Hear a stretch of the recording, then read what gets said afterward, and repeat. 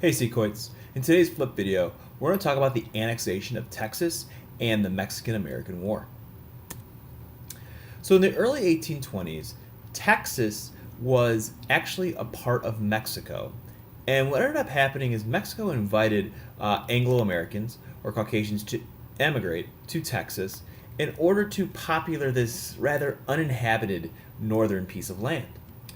And Mexico decided to allow these people to self-govern themselves in this area.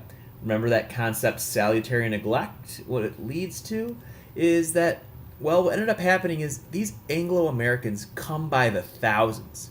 And by 1836, for every Anglo-American, they outnumbered the Mexicans 10-1. And in 1836, there was a Texan revolution and fight for independence.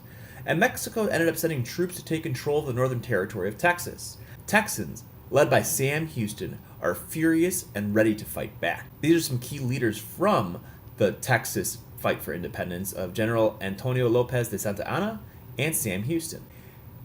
As you can see here on the map, this showcases several of the victories for the Texans and for the Mexicans as well. And one battle that is always been considered the rally cry for Texan independence is the Alamo, and the phrase, remember the Alamo. And the Alamo is actually a former Franciscan mission that housed Texas volunteer soldiers to fight off the Mexican military. And after a 13-day siege from Santa Anna, all Texan volunteers in the Alamo would be killed. This tragic loss to the Texans helped spark Sam Houston and the rest of the Texan military that they needed to lead the fight for Texan independence. And the Republic of Texas gained its independence as its own country from 1836 to 1845. And the annexation of Texas, meaning to have Texas become a part of the United States, in 1844, Texas applied to become a part of the United States. Once Texas became a part of the United States, there was a disputed territory between Mexico and the United States as to where the boundary line would be.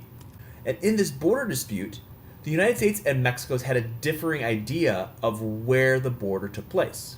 Mexico believed the boundary line occurred at the Nueces River, and the United States believed the boundary line was at the Rio Grande River. And the Mexican-American War begins when President Polk ended up sending General Zachary Taylor and his military into this disputed territory of Texas to protect the American border.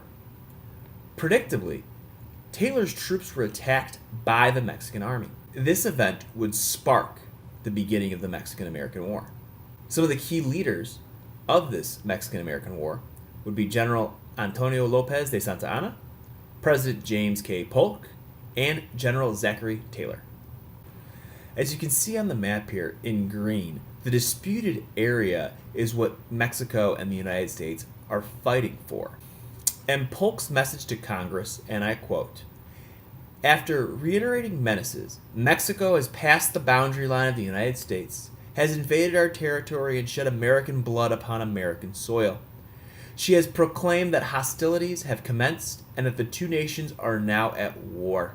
I invoke the prompt action of Congress to recognize the existence of the war and to place it at the disposal of the executive, the means of prosecuting the war with vigor." And what exactly did the United States want from war with Mexico? Well, they wanted land. Why? Remember that concept we talked about, manifest destiny? It's about making sure that it's our God-given right to have that land extending from the Pacific to the Atlantic.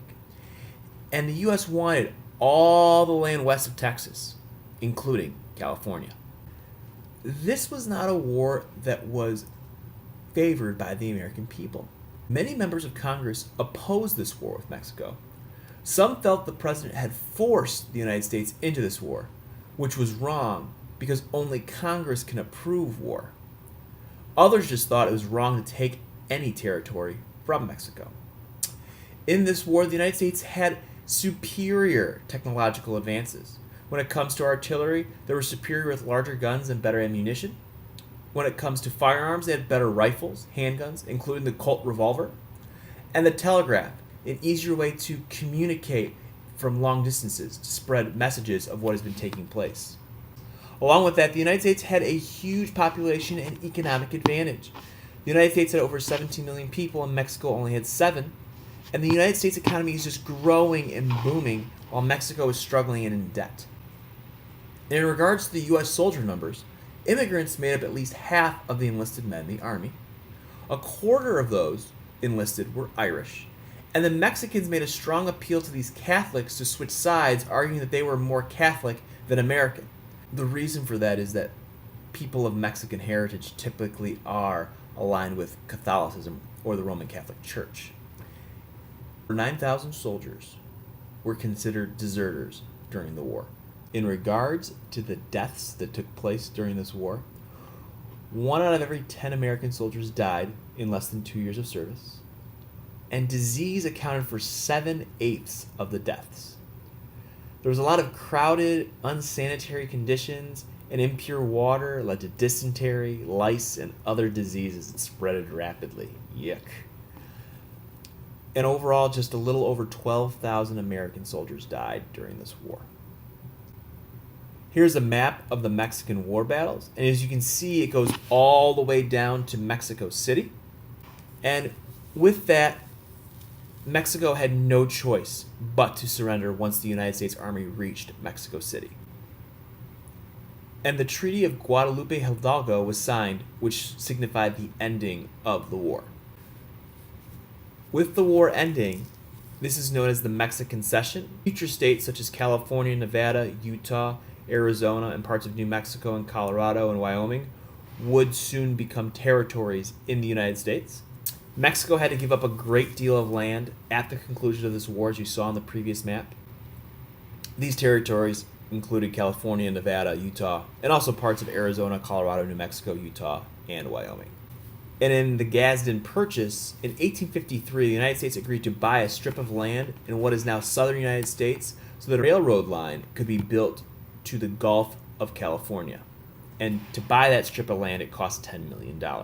This map here showcases the territorial expansion that we have acquired since the 13 colonies, all the way to the Louisiana Purchase, to the Texas annexation, and to the Mexican Cession up to 1853 that we've talked about. Now, one big issue that would continue to divide this nation would be slavery. And it was a major problem. Would slavery be allowed in these new territories?